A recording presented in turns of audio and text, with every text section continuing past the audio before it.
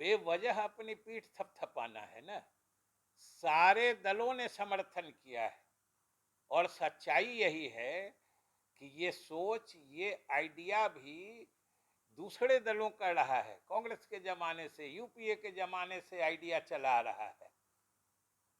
उस समय कुछ बाधाएं थी, कुछ लोगों को गलतफहमियां थी, इसलिए न ये न इनकी सोच है और न इसका कोई श्रेय। हाँ, इनके समय में पास हुआ, ये लोगों ने रुचि लिया, ये अच्छी बात है, हम लोगों ने स्वागत किया है उसका। इन्होंने इसको पास कराया, ये स्वागत की बात। लेकिन इसको पब्लिक फोकस में या जनमानस में इसको लाने का श्रेय तो पूर्ववर्ती सरकारों को है। और कहे न कि अगर तकनीकी रूप से इनको श्रेय लेने की जो बीमारी है वो अगर नहीं होती तो 2010 में जो राज्यसभा में पारित है विधेयक, वही लोकसभा में पारित करा देते, संविधान संशोधन हो जाता। लेकिन कहे न, जो एक तो नारे जुमलेबाजी भी है। अब महिला आरक्षण विधेयक जो नाम सुन के सब समझ जाता, अब ये हो गया नारी शक्ति वंदन विधेयक। अब नारी शक्ति वंदना में क्या क्या चीज होती है, अब अलग अलग समझिएगा। लालू प्रसाद यादव ने भी 25 सालों के बाद ही सही, लेकिन इसका समर्थन किया, आरजेडी ने समर्थन किया इसका बिल का। नहीं नहीं, ये ऐसी चीज है सब लोग से। और आपको एक चीज बता दें कि बिहार सरकार तो महिलाओं के लिए आरक्षण के मामले में अग्रणी भूमिका निभाई है और पूरे देश की नजर खोली है।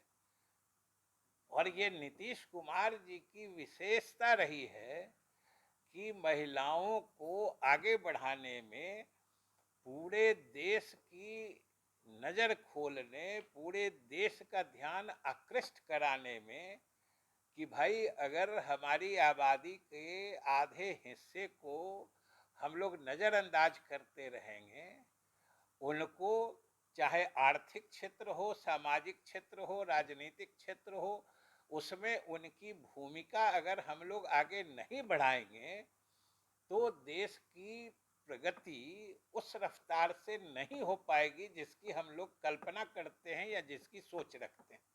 नहीं, हाँ, हम उसमें ये कह रहे हैं कि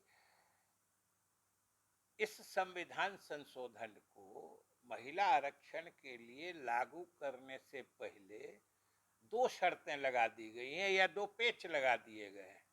एक तो जनगणना का काम पूरा होना और उसके बाद परिसीमन का कार्य पूरा होना।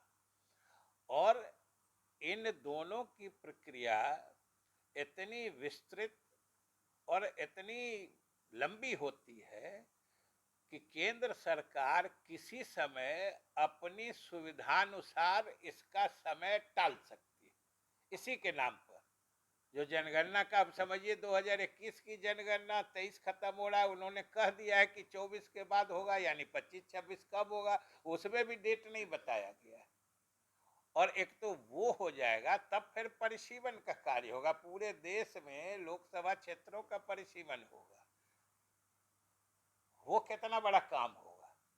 और जब अगर आरक्षण अगर मंशा में दाएं बाएं होगी तो किसी समय किसी बात को लेकर टाला जा सकता है, जो भाई नहीं हो रहा है पूरा, वो नहीं हो रहा है पूरा। डिलिमिटेशन में कभी कभी मामला न्यायालय में भी फंस जाता है। तो इसलिए ये कहीं न कहीं संशय की स्थिति पैदा करता है। जो ये साफ नियत से महिलाओं के हित में उनको आरक्षण देने के लिए किया गया है कि महिलाओं के भावना से को जागृत करके राजनीतिक लाभ लेने के लिए आज इसको पारित कराया गया है। और अगर मंशा साफ होती तब तो अगले चुनाव से लागू हो जाता।